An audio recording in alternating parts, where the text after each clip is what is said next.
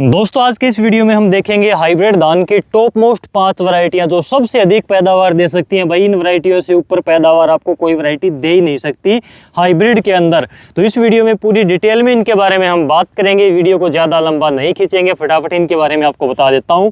तो ये वैरायटियाँ प्रति एकड़ 100 मण यानी कि 40 क्विंटल तक पैदावार देने में सक्षम है। वो कौन सी वैरायटी है वो भी हम आगे देखेंगे। पहले आपको बता देता हूँ कि यहाँ पर सामने मैंने 5 वैरायटियाँ लगा रखी हैं, अलग अलग कंपनियों की है।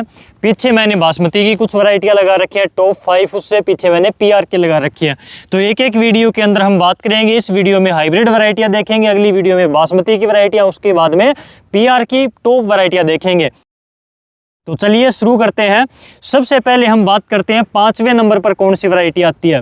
तो 5वें नंबर पर आती है भाई कावेरी की, यहाँ पर 468 नंबर वैरायटी। कावेरी 468 की बात करें तो ये भाई 123 से 128 दिन के बीच में पककर तैयार हो जाती है।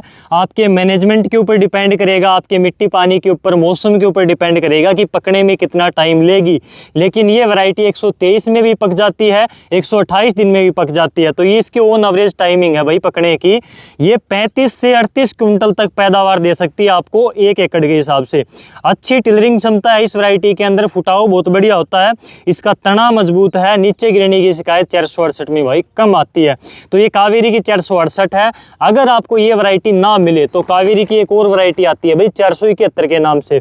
इन दोनों में ज़्यादा फर्क नहीं है, लेकिन मुझे 468 बढ़िया लगती है पैदावार के मामले में, तो मैंने आपको बताई। चौथे नंबर पर आते हैं तो वीएनआर की 2222, यहाँ पर बहुत शानदार वैरायटी निकल कर आती है हाइब्रिड धान की। तो 2222 वीएनआर की भाई उस मिट्टी के लिए तो बढ़िया है ही, जो भारी मिट्टी है, अच्छे पानी है। लेकिन अगर आपके पास में हल्का पानी है, हल्की जमीन है, तो उसके अंदर ये वैरायटी बहुत कामयाब रहती है। वीएनआर की 2222 हल्की मिट्टी में भी ऑन एवरेज पैदावार दे जाती है। अगर इसकी हम विशेषताओं की बात करें तो वीएनआर की 222 वैरायटी 125 से 135 दिन में तैयार हो जाती है। टिलरिंग क्षमता इस वैरायटी की बहुत लाजवाब लगती है मेरे को भाई। इसमें टिलरिंग बहुत फास्ट होती है, ग्रोथ बहुत बढ़िया रहती है इसकी। ये 35 से 38 क्विंटल तक पैदावार आपको दे सकती है। और मैंने आपको बताया इसकी खास बात मुझे वही लगती है कि ये हल्की मिट्टी है, आपके पास में हल्का पानी है, तो भी बढ़िया पैदावार आपको देकर जाती है। ये वैरायटी हल्की नहीं बैठती पैदावार में, कैसी भी ज़मीन हो चल जाती है। एवरीग्रीन टाइप की वैरायटी है, इसलिए मैंने इसको यहाँ पर रखा है। इसके बाद में है भाई पायोनियर की 28P67, इसको मैंने रखा है तीसरे नंबर पे।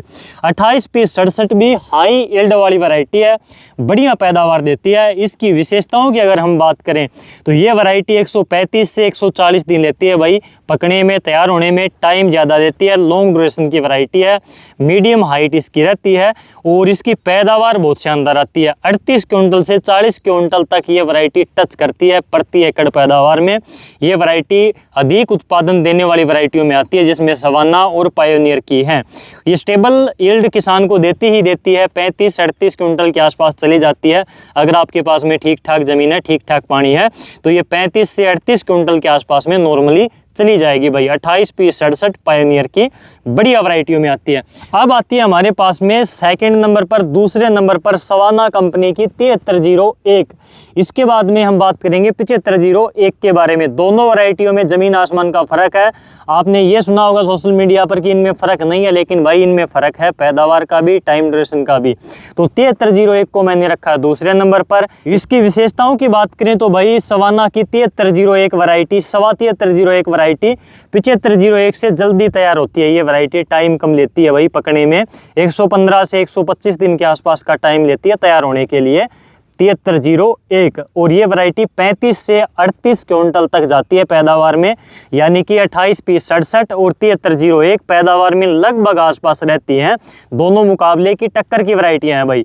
तो ये जल्दी तैयार होती है 7501 से। और अगर आपको खासकर धान के बाद में गेहूँ लगाना है तो धान और गेहूँ की क्रॉप रोटेशन में ये वैरायटी काफ़ी कामयाब रहेगी भाई। 7301 जल्दी तैयार हो जाएगी 7501 से, इस बात का आपको ध्यान में रखना है।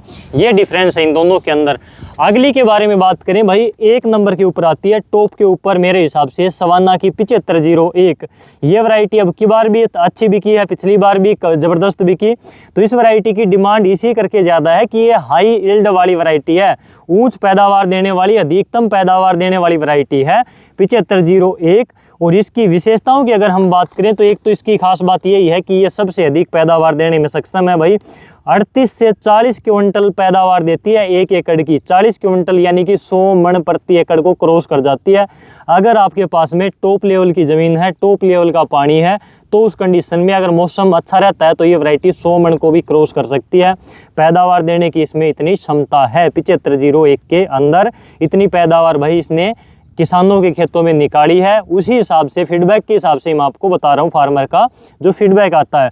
तो ये वैरायटी 125 से 130 दिन में तैयार होगी, यानी कि 7301 से ज़्यादा टाइम लेती है। 7501 तैयार होने में 125 से 130 दिन लेती है। पैदावार मैंने आपको बताया 40 क्विंटल को टच करती है और 40 क्विंटल को क्रॉस भी कर जाती है अगर मौसम साथ देता है तो। ग्रेन फिलिंग शानदार है इस वैरायटी की। टिलरिंग बहुत अच्छी है, फुटाव बहुत शानदार रहता है इसके अंदर भी। बालियाँ इसकी लंबी होती है और कॉम्पैक्ट साइज़ की बालियाँ रहती है इसकी। और इसके अलावा इसमें ज़्यादा यूरिया आपको देने की आवश्यकता नहीं है। ज़्यादा यूरिया दोगे तो नीचे गिर जाएगी। 7501 यूरिया आपको देनी है भाई थोड़ी थोड़ी करके। आप अगर 3 बार यूरिया डाल रहे हो तो उस 3 बार की यूरिया को 5 बार या 6 बार करके डाल दो, तो फिर इसमें गिरने की दिक्कत नहीं आएगी। अगर आपने एक बार में मान लीजिए 1 बैग डाल दिया, दूसरी बार में फिर 1 बैग डाल दिया, ऐसे डालोगे तो नीचे गिर सकती है। तो इससे बचाव के लिए यूरिया आपको इसमें जैसे 20 किलो अब डाल दी, 20 किलो बाद में डाल दी, ऐसे डाल देनी है। तो 7501 आपको अधिक से अधिक पैदावार दे सकती है। हाइब्रिड धान के अंदर मुझे नहीं लगता कि इस वैरायटी के टक्कर की कोई वैरायटी है। अगर आपका अनुभव है कि भाई 7501 से भी कोई वैरायटी अधिक निकली है आपके खेत में, तो बिल्कुल हो सकता है किसी किसान का ऐसा एक्सपीरियंस हो सकता है कि उसके वहाँ पर कोई और वैरायटी फिट बैठती हो। लेकिन कभी कभार 7501 के टक्कर में 28P67 भी बैठ जाती है। तो ये हाइब्रिड धान की टॉप 5 वैरायटियां मैंने आपको बताई। आपका इस बारे में क्या कहना है कमेंट करके ज़रूर बताएं कि इन 5 वैरायटियों में से सबसे टॉप की वैरायटी आपको कौन सी लगती है। अगर इसके अलावा भी कोई हाइब्रिड धान की वैरायटी है जो इनसे अधिक पैदावार दे सकती है तो उसका आपको कमेंट के अंदर नाम जरूर लिखना है। सबसे ज़्यादा जिस वैरायटी के ऊपर कमेंट आएंगे उस कमेंट को मैं पिन करूँगा जहाँ पर सबसे ज़्यादा लाइक आएंगे। तो ज़्यादा से ज़्यादा इस वीडियो को शेयर करना अधिक से अधिक किसानों तक, ताकि जानकारी हर एक किसान के पास में पहुंचे और इस वीडियो से उसको कुछ ना कुछ बेनिफिट मिल सके। आज की इस वीडियो में बस इतना ही। फिर मिलते हैं अगली वीडियो में कोई नई जानकारी के साथ में। तब तक के लिए नमस्कार।